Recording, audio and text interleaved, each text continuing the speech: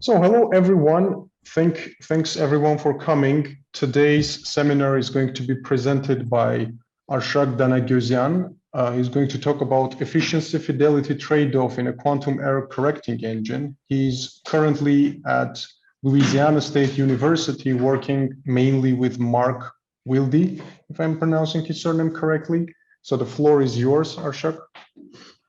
Yep, thank you, Aaron. Yeah, first I want to thank the organizers. First of all, this is a very nice opportunity for me to present my research. So yeah, thank you for that. Okay, so let me start. This work has been done with mainly with collaboration, Francesco and Mark. So I want to jump right into the motivation and the main message at the same time. So I'm going to be talking about quantum error correction, which is a way to protect a quantum state from a known source of noise. So it's been known since Nielsen, in 1998, that error correction can be in some way viewed as a heat engine with some feedback controller. So since that's the case, what we do here is that we derive a second law inequality, specifically of the Clausius form, and we prove it. Also, it's been known, this is since Sagawa and Yuda, that engines with feedback controllers can operate with efficiencies higher than the Carnot efficiency. So what we do here is we make some sort of a fidelity, some sort of a trade-off statement, which is very specific.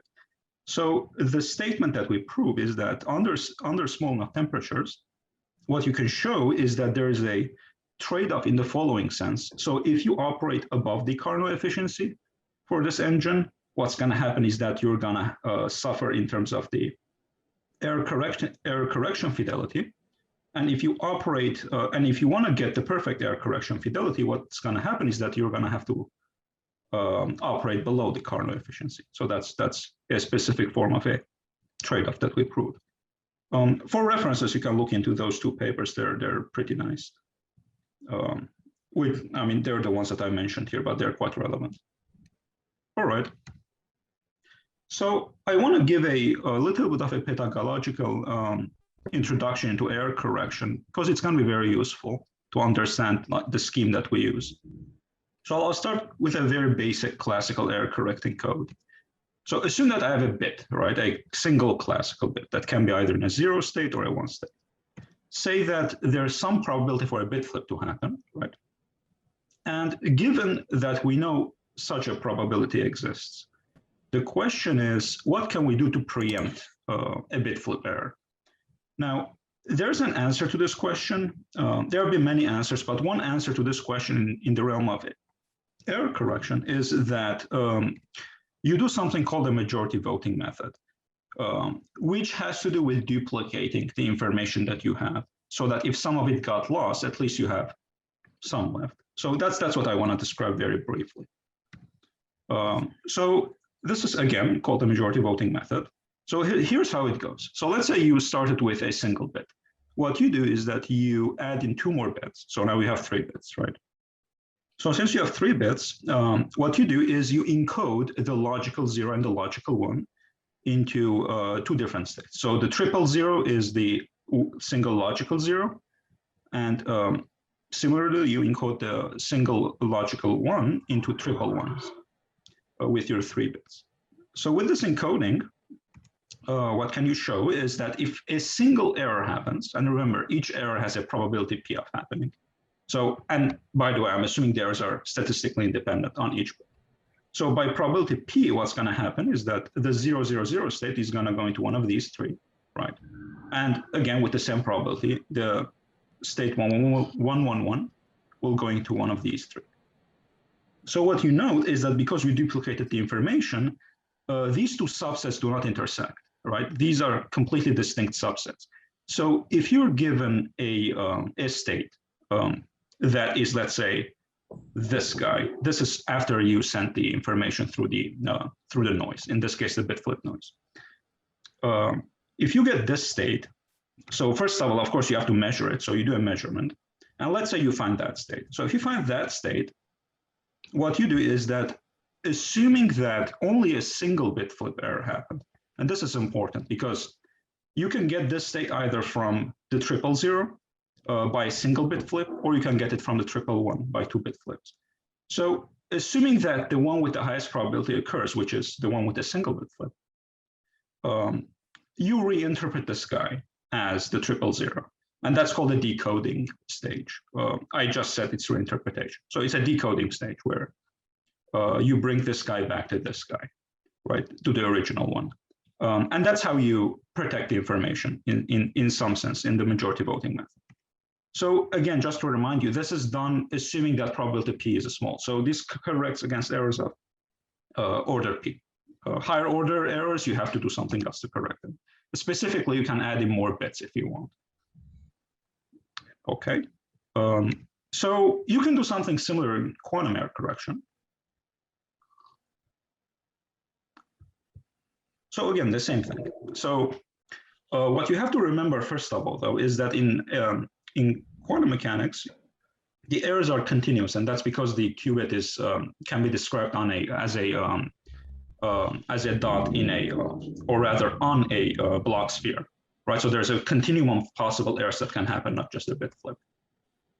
So with that given, let me put that on the side. We're gonna get back to that in a second. And let's just consider the bit flip, just in analogy with the classical case. So for the bit flip, this is the channel, right? So with probability P, you get a bit flip via the Krauss operators that are the Pauli sigma X operators, right? And with probability 1 minus P, nothing happens. So this is the channel, right? So again, turns out you can apply the majority voting method for the quantum case in a very similar way. Instead of adding classical bits, you add quantum bits just to duplicate the information, and you apply the exact same method. So let me just show that to you explicitly. So here it is. Let's say I start with a 0 and I want to duplicate this information. So what I do is that this is called the encoding stage. I encode this logical 0 into 3 qubits, specifically in this form. Right? And then, well, let's say they look like this, because I'm gonna talk about them flipping in a second. So, and then we assume that the noise is acting independently on each qubit. This is a restriction, but we do make that assumption usually in literature. So if you look into the derivation of what happens after you apply the channel, the bit flip channel, basically what you're gonna get is something like this, plus some p square terms, right? This is what you would expect. The initial state is the one that hasn't been errored, and those are the ones with 1 bit flip error, with each with probability p, right? So, okay. So one case, for example, can be that you will be in this state, right, where you erred on the first bit. So this is something that could happen. All right. So what you do? Well, you make a measurement, as we did with the classical case. So, but what do you measure? Well, turns out you measure 2 observables that are mutually commuting. So you can measure the Pauli matrices of the first and the second qubit, and the Pauli matrices of the second and the third qubit together. So why do you do that? Well, let's say you measure those 2 together and you get a 1. That just means that the first 2 are aligned. And the same thing for the second. If you measure the second 2 together and you get a 1, it means that they're also aligned, the second and the third qubits. If you get a -1, it means they're anti-aligned. So by measuring these 2 observables together, you can tell which one of the qubits has been flipped, basically. So just to summarize this, you can see that if both of them are 1, then all of them are aligned, so no problem. If one of them is -1 or both of them are -1, then something has flipped. Right, so that's the idea. For example, just as a brief example, so if it's the first case, then well, sigma Z1 and sigma Z2 have the same sign, so no flip has happened. So they are both parallel, and sigma Z2, sigma Z3 are anti-parallel, so you would expect that the third qubit is the one that's flipped. So this is how you would measure the error and where it happens. Now with this given, you can correct the error immediately. What you do is that you apply a unitary, in this case, the Pauli sigma X operator, to flip the qubit back. into its original state. And that's it, you corrected it. So again, just to remind you, you corrected it, that is true, but you corrected it to an order of error of p squared because you assumed that the error was of the order of p. You neglected 2-qubit errors. So this is how similar the error correction is for the quantum case versus the classical case, basically the same. All right, we go back to the old problem though, which is that errors in quantum mechanics are continuous. There's not just a bit flip error, which was the classical case, right? The classical case only has that kind of error. Quantum case has every other error as well. So far we managed to correct a bit flip by the analogy, and we know that errors are continuous, as I said. So what do you do? So one can say that it's a hopeless test, but turns out not really. So this is what you do. First of all, you notice that a phase flip error can also be corrected. So what do I mean by a phase flip error? So a phase flip error will be, will be an error that if you start, let's say, with the 0 state, it brings you back to the 0. If you start with the 1, you get a phase of pi. So you'll get a minus times the 1 state, right? You got e to the I pi phase error. So that's called a phase flip error. You can describe it in this way, right? The Krauss operators are the unit operator and the sigma z rather than the sigma x. So turns out you can correct this one as well. How? Well, it's pretty simple. You can actually reinterpret the 0 and 1 bases as the plus and minus bases. And if you do that, then this channel becomes the bit flip channel. So it's a simple manipulation of the bases. In the plus and minus bases, it's exactly what you can correct, the bit flip, right? So if this is the case, then now we can correct 2 channels. We can correct the bit flip channel and we can correct the phase flip channel. Okay, but those are still discrete channels. There's a continuum of possible errors or error channels that we have to correct. So what do we do? Well, remember that the channel acting on a single qubit can be written in a block representation, right? This is exactly what I do here. The sigma is the Pauli sigma matrices. All of you know that, I'm sure. So, all right. So given the block representation, what you can do is you realize that the sigma x appears in the bit flip channel. The sigma z appears in the phase flip channel. And the sigma y can be written as sigma x times sigma z. So in a sense, it's a concatenation of sigma. It's a concatenation of the bit flip and the phase flip channel. So what you can say then is that any channel acting on a single qubit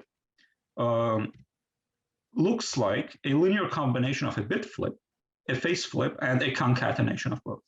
So since that's the case, and since you can correct for a bit flip and a phase flip, you can correct any channel, a continuum of possible channels due to this important fact. This has actually been shown by Shor's 9-qubit code, which is probably the most well-known code when it comes to error correction. Okay, so this is the gist of error correction that I wanted to tell you about. Now, with this said, let me move ahead and to the main topic. The main topic is about quantum error correction, how it's related to thermodynamics. Okay, so here I draw an analogy, or I try to draw an analogy between 2 fields, between error correction and heat engine with feedback controllers. So for error correction, as you've seen, there's a noisy channel you're trying to correct, right? So typically, such channels will be thermal for practical purposes. So there's an exact analogy then that can be drawn between that channel and the hot reservoir. They can be treated the same mathematically, so to speak. Similarly, if you're using an ancillary system, in our case, it was the additional 2 qubits that we added to have the redundancy, right? So if we are adding those qubits, we have to recycle them back into their original states for a future reuse. So that recycling can be done in terms of a cold reservoir. So that's a natural way to introduce cold reservoir into the theory. And the third analogy is that the error detection at the decoding stage is kind of similar to the feedback controller because both of them include a measurement step and a feedback step, right? So there's an analogy between those two concepts of error correction and heat engines with feedback controllers. So then if there's this analogy, the question becomes, well, can thermodynamics say anything about error correction, given that it can say something at least about heat engines, right? So that's the question. Things have been tried in this regard. I suggest you look into the recent paper that I show here. It's pretty useful, but we take a slightly different path. Okay, so just to give you a diagrammatic representation of what I just said. So you can think of error correction in this way as an analogy to heat engine with feedback controller. So this is your system, and this is the ancillary. It's going to duplicate the information in the system, right? And what you do is that you encode them together. The encoding is usually done with a unitary, right? And afterwards, you make it interact with the known noisy channel that you want to protect against. So in this case, it will be a thermal state, sorry, a thermal bath. And then afterwards, the decoding stage comes. So what you do is that you measure, you check for the errors, and then you do the feedback control to correct for those errors. And at the end, you need to recycle the ancillary system, right? So for that, you use the cold bath. And that's it. Everything comes out, and ideally, you would like the final system state to be the same as the initial system state. Now, that's not guaranteed in all situations, but that's what you want to get as the result. Okay, so this is the idea. Now, I need to tell you a few things before I delve deeply into what we've done. So first, I need to tell you how you would measure information gain and how we decide to do it in the paper. So we use something called a quantum instrument formalism. So what is this? Let's say you want to describe a measurement that happened with some outcome y out of a set of possible outcomes. So what you do, well, what you expect is that the state post-measurement is going to depend on y, right? For different results, you're going to get different post-measurement states. So what you do is that you describe that state as one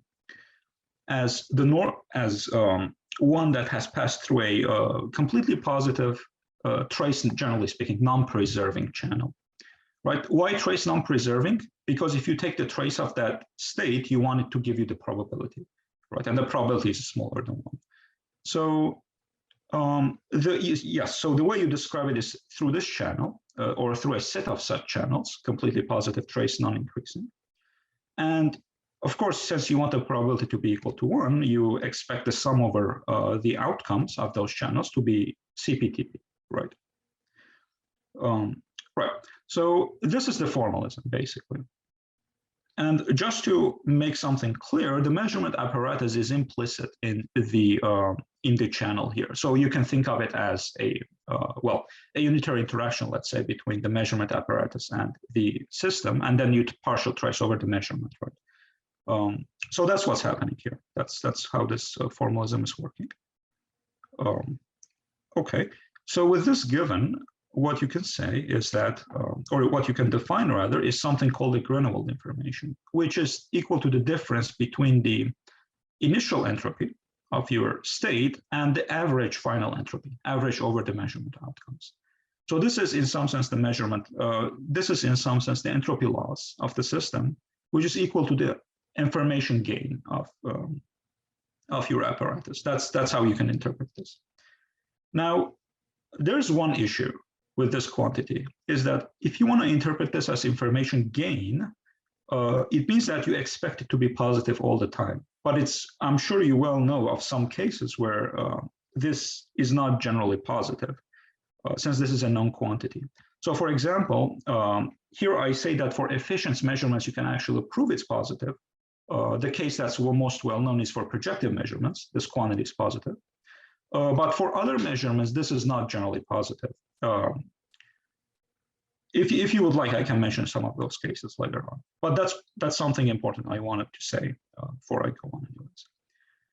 Okay, so keep that in mind, that this is not always a good quantity to use to describe information gain. However, if you're using efficient measurements, then it can be, because it's positive, provably. Okay, so can I just ask a question? Yeah, of course. What do you mean by efficient measurements? The way described right here. So basically, my channel usually says this is a CP channel, completely positive. You expect it to have a Krauss representation. And in this case, for an efficient measurement, the Krauss representation will just have a single Krauss operator instead of a sum over many Krauss operators. Right? That's what you would mean by efficient measurement. Okay, hopefully that was clear. Yeah, please feel free to stop me in wherever you have questions. No need to wait until the end. Okay. So, with this said, I want to also tell you about something else, which is relevant for our work. So, how would you measure the success of the error correction, technically? Well, quantities that do that have been introduced by Schumacher. This is during the founding ages of error correction, quantum error correction, 1996. If you want to look into those two references, it's going to be very useful. But here, just to describe it briefly, so what people have done is that what you would expect to do, this is before Schumacher, is that you would start with this is the initial system state, right? So you start with applying the noisy channel, and then you do the correction, and you get some final state, right?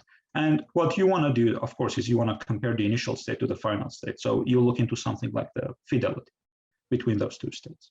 Right. So this is what you would expect to do. Now, what literature has done after Schumacher is that they started purifying the system state before doing this whole process. So why is that? That's what I want to describe briefly here before I go on. So think of it this way. You want to compare the initial system state with the final system state, but you only have one copy of the initial system state. And it gets destroyed after you send it through the noisy channel.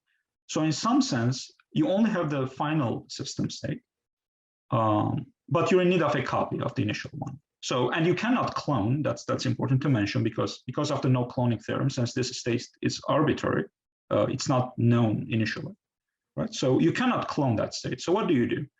Well, turns out purification effectively clones that state for you. So how does that work? So if you purify the state, the initial one, let's say the initial state is given in this form. This is the decomposition in terms of the eigenbasis and the eigenvalues of the initial density matrix. And by purification, just to remind you, I'm sure, by purification, I mean that I can write this as a partial trace of some pure state over a larger Hilbert space. I will always denote my purifying system by R for the slides to come. So with this given, you can write down the Schmidt decomposition, and you can show that the partial trace over the reference system. So in this case, it's going to be the reduced density matrix. Right? So the reduced density matrix of the reference system is going to be equal to the initial state of the system. And the equal sign, of course, is used very lightly here because those live in different Hilbert spaces. But they are equal in eigenstate, and they have the same eigenvalues from the Schmidt decomposition. So effectively, what's happening is that you're cloning the initial state of the system without actually cloning it. And this is a good mathematical trick to have in mind. So something to remember, this is something I wanted to mention. So this is one mathematical reason why people purify the system state before doing the error correction. But I can actually give you, if this is not convincing, which might not be for some people, I can actually give you more concrete reasons why people have been purifying. So the main one is that after you purify, if you want to compare the initial state to the final state through the fidelity, this, by the way, this is called entanglement fidelity. in literature. If you want to do this comparison through the fidelity, then you can show that after purification, this fidelity stands as a lower bound to the fidelity you actually want to compute. So this is one major reason why you're okay with purifying, is because of the lower bound property. Now, as a can you comment on why it's called entanglement fidelity? I'm not sure. Is it just the ordinary fidelity? I mean, what's the difference? It is ordinary fidelity. The way I'm understanding it, Karen, is it's that whenever, and this is a problem that existed before. So whenever, let's say, they say that the initial system state and the final system state are the same, that doesn't necessarily mean that they are entangled with some other second system in the same way. So for example, you can start from like one state of system and reference, and you can arrive at some other state of system and reference that are generally speaking different. But you can have the same reduced states with respect to the system initially and finally, right? So what has changed, it's not the local state of the system, but in some sense, the entanglement quantifier between the system and some other state, the reference state. So the way I'm understanding it is that they are treating that explicitly in this formalism when they're purifying, because now they're including that system into consideration, so that they don't only care about the local state of the system or the reduced state, they also care about how it's entangled with some other system, in this case, the reference. That's how my understanding goes. That makes a lot of sense, yeah. Yeah. So, sorry, can I just clarify? So is this, when you say you're purifying, you're actually, you're moving into a larger Hilbert space where you have a pure state now, and then you're doing all your operations in this larger Hilbert space and computing the fidelity in this larger Hilbert space? Is that correct? Or do you go down to the small space at some point later? So you're doing your, okay, so here, this is how I can answer this. So you're doing your operations in the larger Hilbert space, that's correct, but mostly you're doing operations locally on the system. So for example, if you're applying, I don't know, some noisy channel on the system, you're not applying it on the reference. Yeah, it's tensor with identity on the reference. Sorry, I didn't get the last part. It's tensored with the identity on the reference. There you go, exactly, yes. For everything you do, and then you just take the inner product. Yep, there you go. Okay, great. Exactly. Yep. Okay, so just to reiterate, so the entanglement fidelity that I just wrote down here will serve as the lower bound. This is a very important point, even if you don't care about the purification, which is done in literature most of the time. Now, as a side bonus, what you can get is another quantity. I mentioned this for completeness sake because it's also derived by Schumacher. It's called entropy exchange, which is the entropy of the final state, the one that you have right here. So the reasons to introduce this are less obvious. In this case, we're not going to be needing it that much. It's going to show up in the derivation of the second law, but we're going to quickly shift into the entanglement fidelity from there. But it's useful to mention just for convenience sake. Okay, so since it's an entropy, it will describe the distance, quote unquote, from the completely mixed state, which is what I wrote down here, right? So this is what you would expect. Yeah, you can think of it as a quantifier of how pure the final state is. But remember, this doesn't mean, if the final state is also pure, it doesn't mean that it's equal to the initial state. It's just a purification. It's just a quantifier of how pure the state is. Okay, so furthermore, I can mention one more reason, which is that major information theoretic quantities turns out to be defined with the use of a reference system. So I can give you one example. I think this is very useful. If you want to look into it, it's the third paper that I've referenced right here. It's quite interesting, actually. So turns out you can quantify information gain as the correlation or the quantum mutual information between the memory of your measurement apparatus, which is what I define by X, and the reference system that purifies the state of the system you want to measure, right?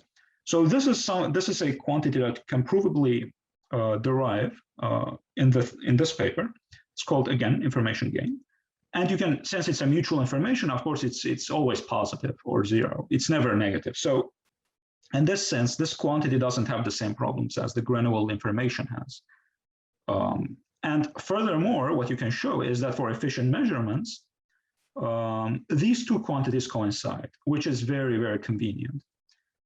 Specifically for our case, because we don't want to use granular information in cases where we cannot interpret.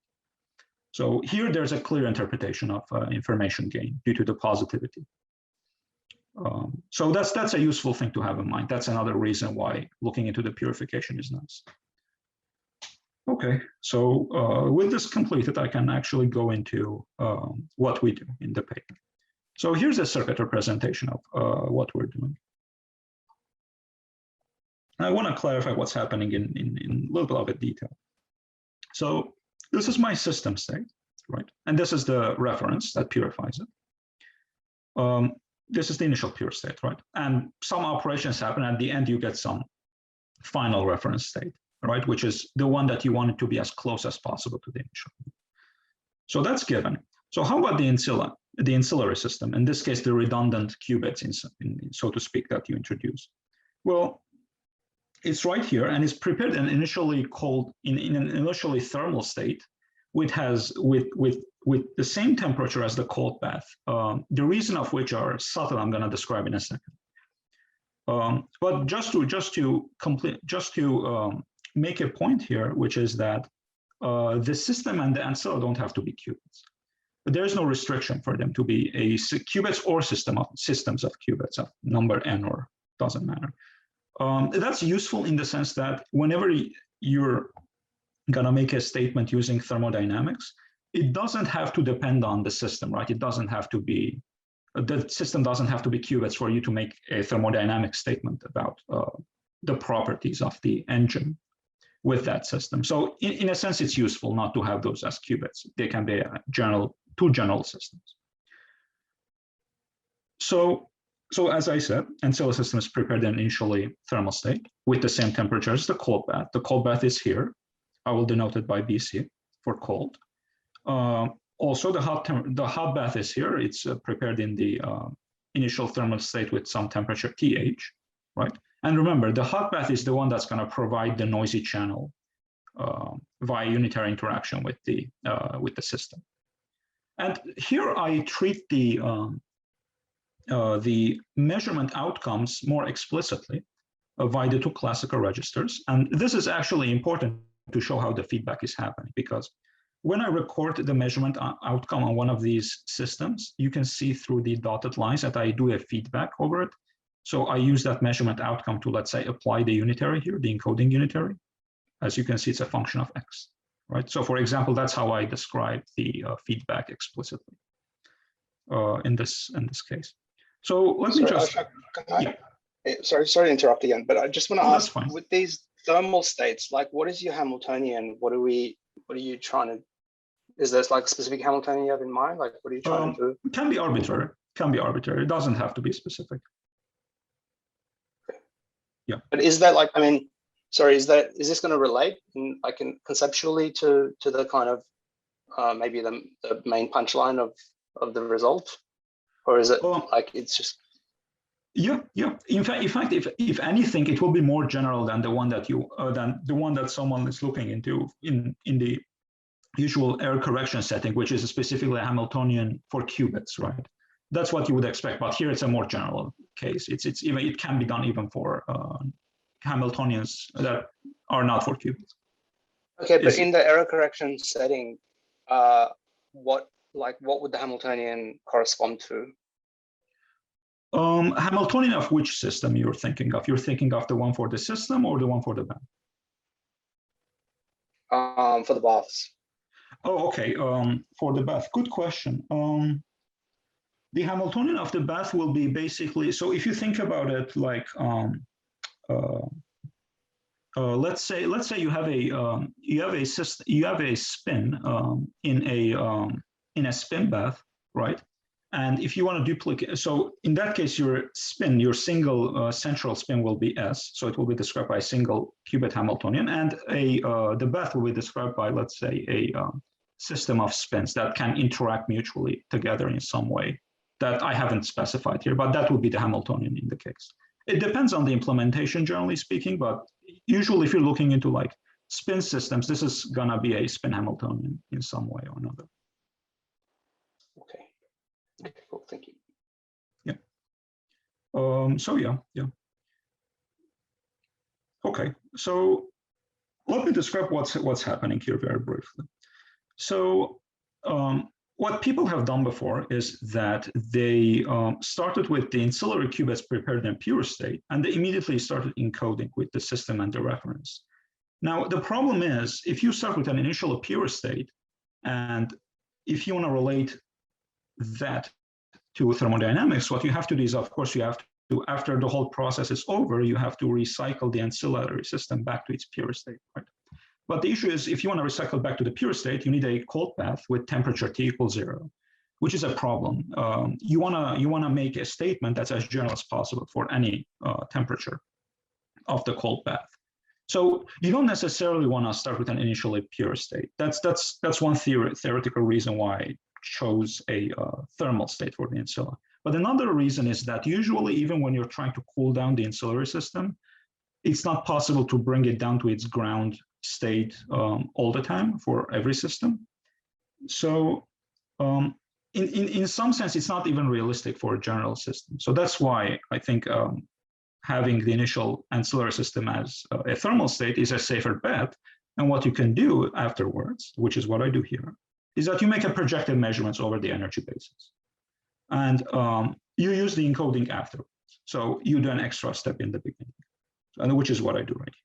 So I do a projective measurement in the energy basis.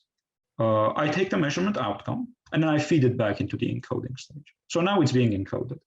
So the ancillary system and the system itself are interacting by this unitary, right?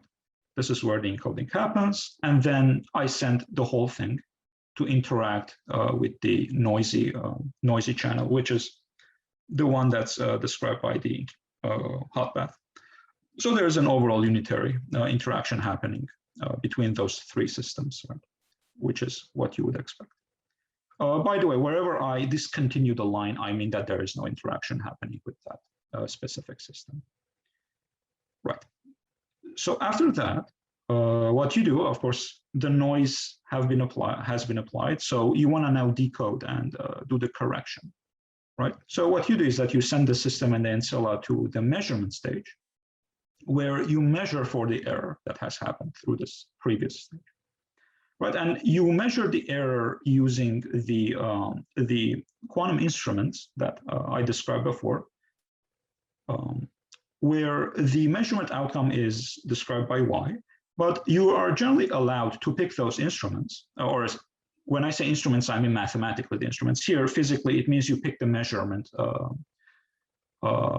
observables. So here you can pick the measurement observables as a function of what X you got at the initial encoding stage.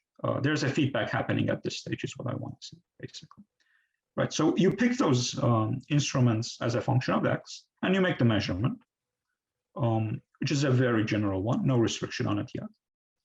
And then after the measurement, well, you have a measurement outcome now. So the measurement outcome is copied onto the classical register Y, right? You can think of this as the memory or the pointer state of the measurement apparatus. So afterwards, you feed back this information along with the initial measurement outcome, both into the decoding stage, which is going to be a unitary interaction again between the system and the ancilla. And that's ideally going to set your system state to be as close as possible to the initial system state, right? Which is the whole point of the error correction. And finally, after you allow the system state to pass, you have to recycle the ancillary system. And this is where you see the convenience of choosing the initial state of the ancilla to be a thermal state, because now here you can just do a swap operation between system A and one subsystem of the cold bath. So you will end up with, after that operation, you'll end up with the thermal state, with the same thermal state of the insula as you started with. So the recycling has been completed. And you also, at the end, regarding the registers, what you also do is you discard them because they have done their part, so to speak, right? Just to bring an important point, generally speaking, you would expect if you have a unitary interaction between the insula and the cold bath, you would expect there to be some residual entanglement left, even after the reduced state of the insula is thermal. But if you pick this unitary to be one corresponding to the fully thermalizing channel, that you can show that this is an entanglement breaking one, which is to say that this is not entangled with any other state of system or cold bath or whatever. So that's an important point to me. So this is how the engine operates, basically. It's slightly modified over the usual way of doing error correction. Also, here the measurement stages are very general. There is no restriction on how the measurement is made. There's, so to speak, it's not necessarily efficient, or it's not necessarily projective or anything. It's very general. Okay, same for the unitary, just to make it clear. Okay. So what do we get from here? So this is if you do the derivation, what you get is something very similar to the Clausius inequality, which you're very well familiar with, but with extra terms, which is what you would expect. Some of these terms have been derived in literature before, which I'm going to compare with in a second, but I just first want to tell you about what each term means. So on the left-hand side, you see a term that's used most of the time, right? It's the entropy dissipation into the system from the reservoirs, both of the reservoirs. This is for the hot reservoir, this is for the cold reservoir. On the right-hand side, what you usually see is 0, right, for a Carnot engine, let's say. But for this engine, you see many terms. The first one is the entropy of the system. This is the final entropy. Now, technically, this is the entropy change because the initial entropy is 0, right, since the initial state is purified. So this is technically the entropy change of the system. And you're familiar with that part because if you look into Clausius inequality, then usually this part would be 0 if the final state of the system is equal to the initial state. If it's not, then generally this is the entropy change, right? So this part coincides with what all of us know. Now, the second part describes the information gain, or rather the average information gain from the measurement. And this has been shown by the paper I mentioned before by Sagawa in 2008. You're most likely very familiar with this result as well. This is the result for feedback controllers where an additional term will be added. In this case, it will be the Grunewald information, right, due to the measurement stage. And that term will be added on the right-hand side. And this is why, as I mentioned before, there's an implied efficiency of the engine that can be larger than a Carnot efficiency. We'll discuss that in more detail in a second. So this second part has also been well known, but there are two other parts now. Now, as you can see, one reason why we're getting the two other parts is because we're treating the classical registers explicitly, because Sagawa and Yuda didn't do that treatment explicitly. So that's one reason why we're getting these, but also in some sense, they're also more general because the treatment we're taking here, or the derivation that we did here, was not under the set of assumptions that was for the derivation of this equation by Sagawa. For example, if you look into the derivation in their paper, you will see that they assume an initially thermal state for the system, and they assume that the measurements are efficient, and things like that. So there are some restrictions there, but here we don't make such assumptions. The measurement stage is very general. The system state initially is very, very general.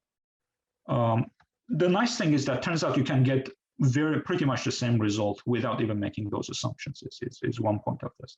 But anyways, just to go back to what I was saying here. So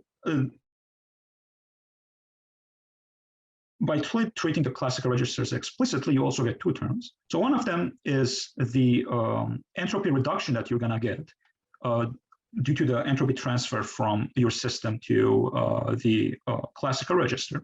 And that's actually what you expect from a measurement stage, right? Because a measurement stage, if you think about it, it transfers the randomness from the system to the measurement apparatus, or from the system to the register, the classical register, the one that describes the memory of your measurement apparatus, right? So there's less randomness now in the system, but there's more randomness in the register. And that's what this part describes. It's the decrease in the entropy due to that entropy decrease to the entropy of the system due to the entropy transfer to the classical register. Now, this term is the one that you will get as soon as you discard the X and Y classical registers after the whole process is over. The reason you get to this term is because if you look into this quantity, you might be familiar with this. It's called the whole level chi quantity. I wrote it down in terms of the mutual information. But this quantity is maximized when the E, I'm realizing that I haven't clarified what E is. So E, just to make this clear, E is everything. So all systems but the register X and Y. So that's something I have to clarify. So E will be the reference system ancilla, the hot and the cold baths together. And that's the one that appears here. So this term will be maximized if the system, let me put it in different words. So whenever the state of the engine, so everything but X and Y, completely encodes the measurement outcomes in themselves even after the discarding. So for example, think about it this way. So if your system has measurement outcomes, okay, not like that, maybe in this way. So if the post-measurement states are living in an orthogonal space of your system, then discarding the classical registers is not going to make an effect in terms of the recovering the information of the measurement. Why? Because since the state of the system corresponding to the measurement lives in distinct Hilbert spaces for distinct measurement outcomes, then just by looking into what system state you have, you can pretty much tell what the measurement outcome was, even without the classical register, right? So that's the meaning of this term right here. This term is maximized and is equal to this entropy whenever that happens. So whenever the measurement outcomes are printed into the system state in distinct Hilbert subspaces. So this is the meaning of this term, which is the entropy reduction. If you look at it as the entropy minus, which is the maximum value, so maximum value minus this quantity, it will be equal to the entropy reduction when you do the discarding of X and Y. So the amount of information that you lost, basically, after you discarded the classical registers. Okay, so this is the inequality that we derive. Again, important to emphasize that this is more general than the one that has been derived before. That is to say, it's been done in a more general setting. Initial state of the system is arbitrary, and measurement apparatus or the measurement stage can be anything, doesn't have to be projected. Okay, so that was our first main result. Now, in terms of what we can say about efficiency, this is kind of a murky ground to be on, because for engines with feedback controllers, you can probably guess that the efficiency is going to have some problems. For example, it can be larger than 1, right? Because you can introduce as much energy into the system as you want through the measurement state. So we have to be careful here. So what you want, at least, is that you want to take into account that there is heat and work introduced into your system through the measurement stage. You at least want to do that. So that's what we try to do here. So the way I start doing it is by writing down the first law, taking into account that the ancillary system is recycled, right? So it starts from the same initial state and it ends at the same final state, right? Because of that, I can write down that the internal energy here for RS is the same as the internal energy for RSA. And I write it down in this way. Now, if you do the math behind this, you will see that the terms are given by the work, and the heat terms are given by these, which is what you would expect, right? So there's work associated with the encoding process, since it's unitary. Same with the decoding, right? Again, unitary process. For the heats, and there's also the work associated with the measurement. For the heats, of course, there is the one for the hot bath, one for the cold bath, and there's one associated with the measurement as well. And I just write down RSA here to distinguish it from another quantity that's going to come up. So this is the result that you would expect. And you can try to define the efficiency in the following way. So it's going to be the total work done divided by the heat that the system got from the hot bath, basically. So this is the definition that I try to follow here. Now, one would like to know the sign of this guy, because of the exact problem that I mentioned before, that you might have an efficiency that's larger than 1. So it's not necessarily a big deal, because you can interpret the efficiency as being just a ratio between the work that you output versus the heat. But overall, it's also useful to know the sign nonetheless. So for a heat engine, of course, what you would expect is that the hot bath will provide a positive heat, right? Which is how we interpret the sign of the QH here. So positive heat means that the heat is being inputted into the system. And for the cold, for the heat coming out of the system, I denote it as negative. So this is what we have for the cold bath. But the question is, well, regarding the measurement, is the heat coming into the system or coming out of the system? That's a very reasonable question to ask in this situation. So to understand whether we can assign a plus or minus to this quantity, we have to go a little bit more deeply into the measurement process. So just to describe it in a very brief way, the components involved into the measurement process are these three, the one that I just wrote down right here. So the first one is, of course, the measured system, right? Which is, in this case, is the system and the ancillary. The system, of course, is purified. So there's an R there too.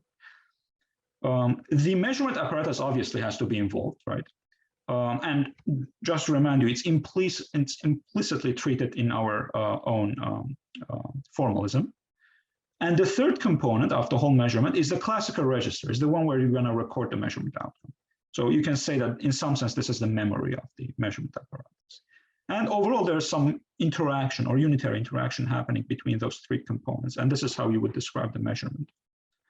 So why is this important? This is important because a picture like this can allow you to give a sign to the measurement heat under certain circumstances. So something that we proved, and this is a result that has been known for a while, is that if the measurement apparatus is initially in a thermal state, then the heat dissipated into the measured system and the memory combined is bounded from above by the Groenewald information in the following way, right? So if this is the case, then recall that under certain circumstances, the Groenewald information is positive. So if we pick, for example, the measurements to be efficient, hence the Groenewald information is positive, we can guarantee that the measurement heat is dissipated out of the measured system and the classical register combined, right? So now we can actually assign a sign to the measurement heat. But just to remind you, this doesn't mean necessarily that the heat is dissipated out of the measured system and the classical register independently from each other. It just means that the combined heat is dissipated. That's a very important point. So at least we can make a statement about the sign of the heat in this case for efficient measurements. So now we can give a second try to the efficiency of our engine. So what I do here is that I do the same math, but recall that the memory is erased after the measurement, right? I do a memory erasure so that including the system Y here is not going to change the internal energy because the initial state and the final state of Y are the same. Therefore, these two sides are equal, the same way that the initial and the final state of the ancillary system is the same. So no problem here. And I just have to do the computation for this quantity in every stage of my error correction. And that's what I do. So after doing that, you will get pretty much the same outcome, except for, of course, the heat parts. So here, for the work, you get what you expect. There's work done by the encoder, by the measurement stage, and by the decoder. And for the heat, there is heat dissipated into the system from the hot path, heat dissipated from the system into the cold path. And there are now two terms of heat additional, except instead of one. One is the heat dissipated, generally speaking, into or out of the system, the measurement system and the memory. And there's the one heat that is due to the erasure step of the memory, right? So this is the one that gets added when you include the register Y. And of course, there's this Y appearing right here as well when you make the change. So if you write down the efficiency now, it's going to look something like this. Again, defined in this one, right? And now you can make a statement about the signs. So for the heat engine, again, QH is positive, QC is negative, but also we just show that for efficient measurements, you can assign an actual sign to this guy.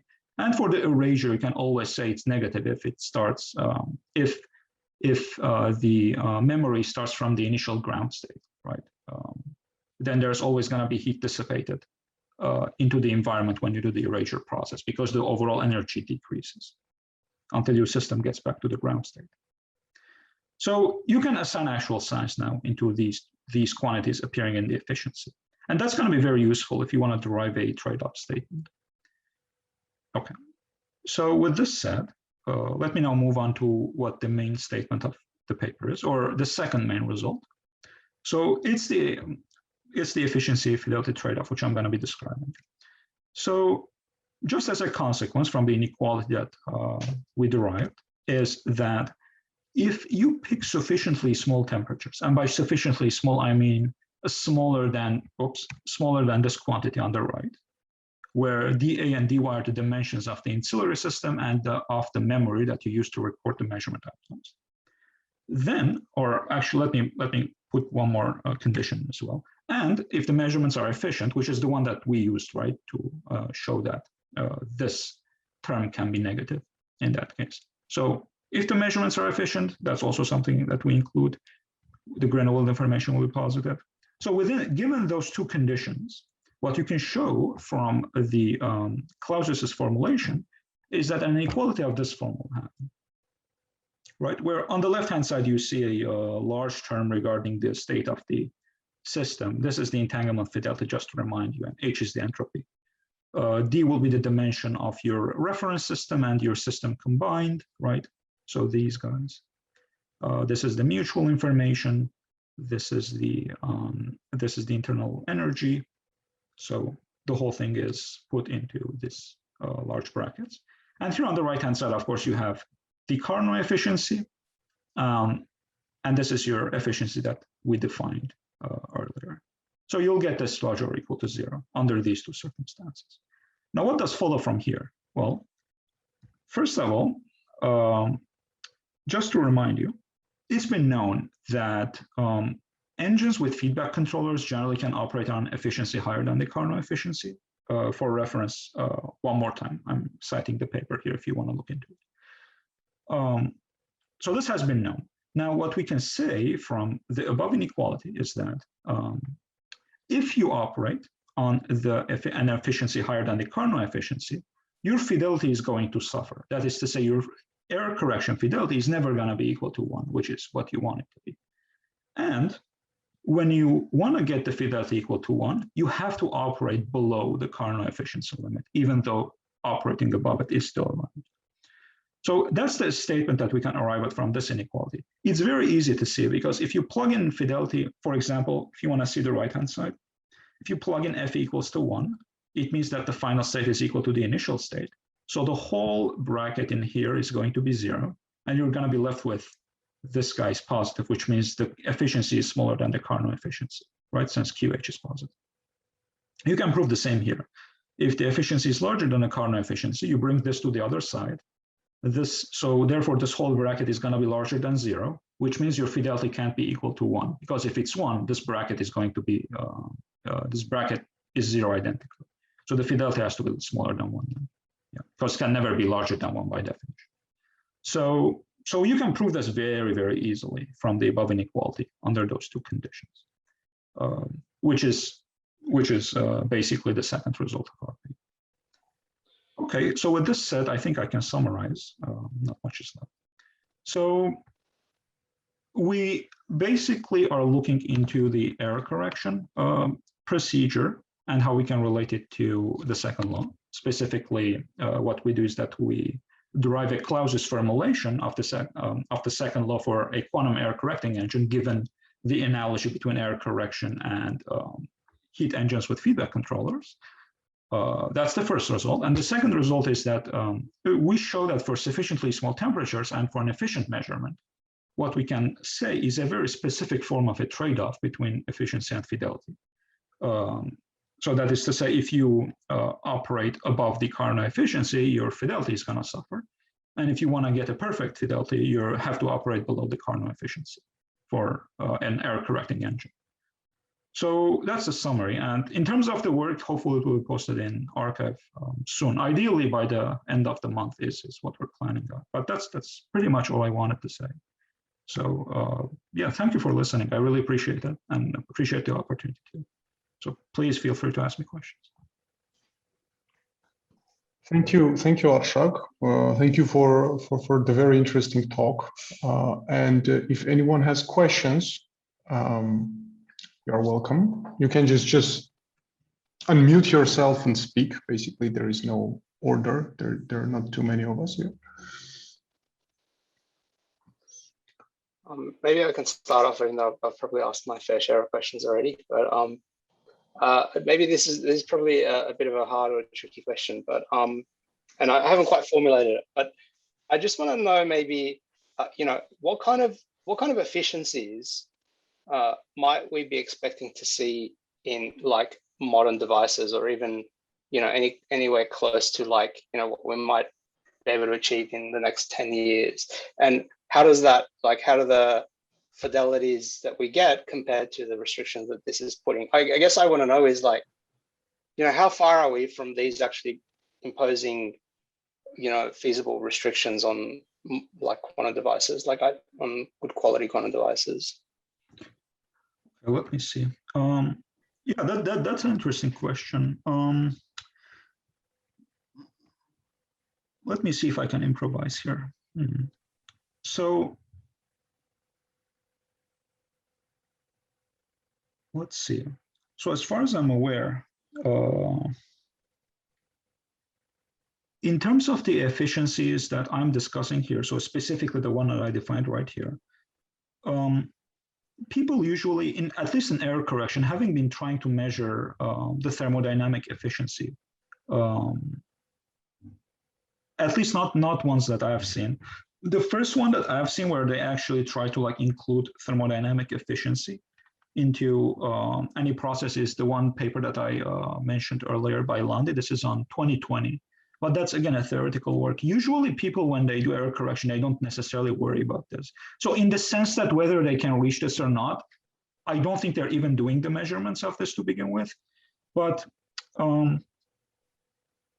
otherwise— do you mean these efficient measurements, like they're not doing efficient measurements? They are doing efficient measurements. The issue is not that they're not doing the efficient measurements, is that they're not measuring the efficiency. Oh, by the way, Jakob, as far as I understood, you meant that when can we reach the efficiency, right? Or did you mean when we can reach? Yeah, I meant like if you look at your like the final result that you have on the second law, you have this upper bound in terms of on the upper bound on the fidelity in terms of if you're operating above the Carnot efficiency.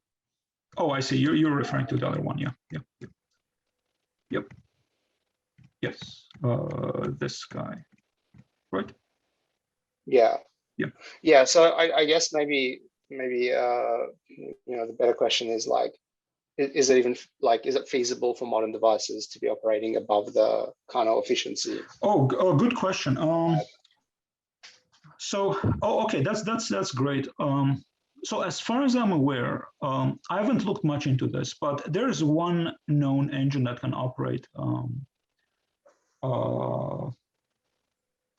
Okay, I will be inaccurate probably if I say that it's operating above the Carnot efficiency, because it's not exactly operating between two thermal reservoirs, but at least in terms of the one that operates above an efficiency that you would expect, there's the so-called Szilard engine. Gary might know about it. At least, I mean, Hagop, you might also know about it, but the Szilard engine is one that operates or not only operates, but also extracts work from a single thermal reservoir, which you don't expect. So technically, if you stick within that engine, the efficiency is supposed to be zero. You're not supposed to be able to extract any work from it. But technically, you can operate, if you do that engine, or if you construct such an engine, you can operate above the limit, which is in this case, it's going to be zero, which it's much more simplified than our scenario, right? Ours is more complicated because it has two reservoirs rather than one. But so this is well known. The Szilard engine operates on a single reservoir. As far as I'm aware, people have been able to realize that. Yes, the Szilard engine has been realized, and actually, I think there were some experiments with participation of UEDA, where they actually do experiments with these feedback engines, and they reach efficiencies higher than Carnot. So this is not a problem as far as I'm concerned, like achieving wise, you know. I see. I was aware of the Szilard engine, but not of the one with this with this setup. So that's good to know. Like, I have a more somehow a less polite question. I mean, why should we somehow care about this efficiency? I mean, what would be the kind of the meaning of that? I mean, why do you even look at that? I mean, you know what I mean? I mean, is there like an operational way to put this nicely? Like, why this is kind of why an experimentalist should care about this? Let's put it this way. I see. That's fair. Let's see. So the first approach that I took initially was that I'm doing this just for because it has some, you know, interesting statement there. But overall, when I'm looking into it back again, so it's rather hard to say that people should care about it if you're not looking at the result a priori. So if, for instance, if I didn't have this result, it'll be hard to convince someone that you should care about that efficiency, because I don't care about the efficiency in the setting of error correction. I care about the fidelity in the case of error correction, right? But it turns out just by looking at the result, I might be able to justify it to myself that it's kind of important to look into the efficiency, because in some way it will be able to tell me if I'm gonna be getting the fidelity that I want. So, for example, if I'm operating an error correcting engine and for some reason its efficiency, which I, let's say, can measure experimentally, is above the Carnot efficiency, which is something I can compute very quickly, right? If I know the temperatures, then I can make a statement that I'm not operating in the best ratio. Maybe I should make some changes in the measurement stage, or maybe I should make some changes in the feedback, whatever. So it's relatively easier to justify it with the result given, but without the result, it's hard to justify. Like, I tried justifying it. I don't think it's that clear why we should justify this within the setting of error correction. Maybe I can add one thing to that, is that if you just to make an analogy, and this doesn't necessarily, I'm not trying necessarily to make a point here, but just I want to give you an analogy. The usual heat engine, right? The one with the usual efficiency, eta equals 1 minus the heat dissipated into the cold reservoir divided by the heat coming out of the hot reservoir, right? This is the one with no feedback control. So in engines like this, when you are closing the cycle with respect to the system state, right? In some sense, you're doing a perfect error correction, right? Because technically, if you're closing the cycle, that's all that you want. You want the final system state to be equal to the initial system state. And at the same time, you're not worrying about that part, you're worrying about the efficiency part. So if you look into the usual way that heat engines operate in that sense, that there's some extra term that you're not worrying about is called the fidelity, and the heat engine has this quantity called efficiency, then the error correcting case, you're basically flipping the roles of these two. You're worrying about the fidelity, but you're not worrying about the efficiency. Maybe you should actually consider those two quantities together, because like they might be two quantities that describe two different regimes of the same thing, so to speak, right? That's the way I've been looking into it. That has been my personal way to like even motivate the question for me. But in order to say like why you should measure it experimentally, I honestly don't see a big reason why. In terms of motivation, I can motivate it, but I guess measurement-wise, I can't. I suppose like in the very, very, very long term, when we like have a smartphone running on which is a quantum computer, you know, running on a battery, then in that case you would maybe care about the energy that you spend on your error correcting, and then of course you would like to have like an engine running with higher efficiency, but then you know that if you cross a certain threshold, then you are kind of saving energy, but doing a weaker error correction. Maybe I think yeah. That's great. The only thing is I would say is in that case, will the efficiency be the best quantity that describes that? Like, should I be minimizing efficiency, or should I be, let's say, minimizing the heat input, or let's say the work input of the measurement apparatus? Like, I wouldn't know which quantity to minimize in that case. By the way, that's something I've been thinking about, but that's a fair point. But again, I don't know if efficiency will be the best quantity to minimize in that case. Right. Makes sense indeed. I might make a comment that's completely crazy, and I haven't really thought about this at all, but I was just wondering if any of this applies, or you've thought at all about like, you know, entropy, like black hole paradox, like this ADS-CFT stuff, and whether this has anything interesting in that setting. And it's not something I know much about, but like, you know, there's something about encoding the information from the bulk onto the surface, and if that encoding, I mean, I don't even know if there's a notion of decoding or anything useful there, but you know, if it has to be high fidelity, because information isn't lost, then tells you something about, you know, the efficiency has to be below Carnot efficiency, which I don't know, maybe means something interesting, you know, in terms of physics. But yeah, have you looked at this at all? Is this complete, you know, gibberish? So I wish I looked into it. I mean, I wish I had the time actually to look into it, to be honest, because there are papers like that. They relate error correction, as you said, Hagop, with black holes and information stored on the surface and things like that.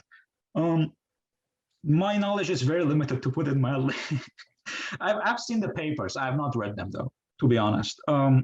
However, I have actually been listening to a YouTube video, and that was discussing the relation with, not the relation of black holes to error correction, but relation of, I think, holographic description of universe to error correction. There seems to be some other interesting area where error correction appears out of nowhere in cosmology, let's say. I think the field will be called cosmology. The technical term should be cosmology, I think. I don't know if it's from any other field. But as far as I'm aware, that's somewhere where error correction has also appeared like out of nowhere. I wouldn't know much about it. All I've heard is that it's appearing in a very natural way, and it's suggesting something interesting about the universe, and it might be holographic or something, but the details of which are like very blurred to me. I don't get the details, so hard to say. Yeah, I'm sure it has a lot of nice applications in those areas, but someone has to probably be like working in both fields at the same time to like see them clearly, I guess, or at least we have to discuss it with some other people like that. My wild guess is that in those settings, whatever they are, there you will have one single temperature. So in principle, I mean, if you know if there are like any non-trivial implications of your results in this situation where you just have a single temperature, like it's not like an, as you say, no, it's not an engine, it's just like a cylinder engine. You have one temperature and some feedback stuff. And maybe one would be able to see a better connection with black hole thermodynamics. Let's say. Maybe, yeah. So actually, that was like kind of my question that like had no had no connection with all these cosmological things. Is like if you just have a single temperature, is anything that does anything simplify? Is there any like new nice thing appearing there? I mean, is there any more content when the temperatures are equal? Basically, that would be my question. That's very interesting. I've never tried that one actually, in terms of like trying to see what will happen for the same temperature. I guess if we put in the same temperature, the Carnot efficiency will be 0 technically. So yeah. If you operate below the Carnot efficiency to get a, since this main statement was you have to operate below the Carnot efficiency to get the perfect error correction, it means that this efficiency has to be negative, right? So this having negative means that, let's see. So that would mean that basically the work you're inputting is positive. Or, okay, the work output has to be negative. So, but wait, I mean, let me stop you here, actually. So this is a crucial moment. Basically, in your results, you say that whenever eta is smaller or equal than Carnot efficiency, then you can achieve a fidelity equal to 1. So basically, you may operate at Carnot, right? Yes, yes. It is allowed to operate at Carnot and yet achieve the desired fidelity. Yeah. But in terms of what you were saying, Karen,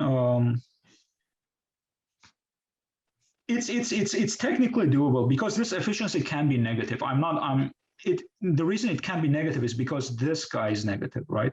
I just showed that under circumstances this will be negative. So I'm not that worried that this is negative or not. So I guess what that will imply in that case, since this is, well, since we're putting the two temperatures equal together, probably what's going to happen is that we have to input work into the system, is what this is implying, right? If we're operating at the same temperature.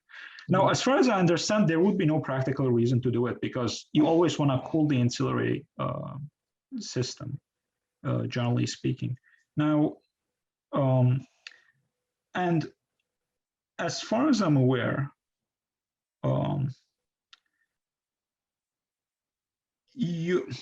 so practically speaking, you wouldn't be recycling the ancillary system using the noisy channel again. Let me see why.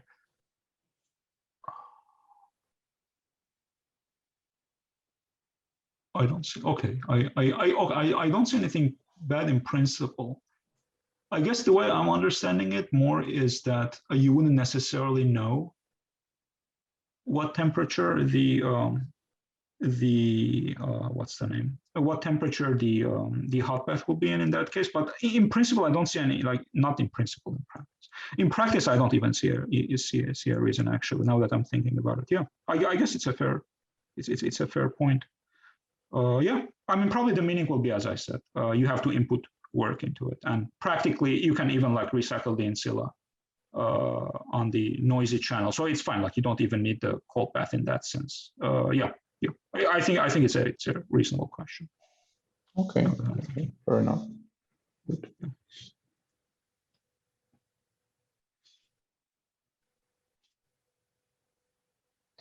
Are there any more questions? Arshag, I have to go because it's about 1:30 in the morning in Sydney. But thank you for a great talk. Yeah, I appreciate you being here, by the way, and the questions. Thank you for. Thanks for coming in, Jakob. Yeah. Thank you, Ken. Yeah, take care.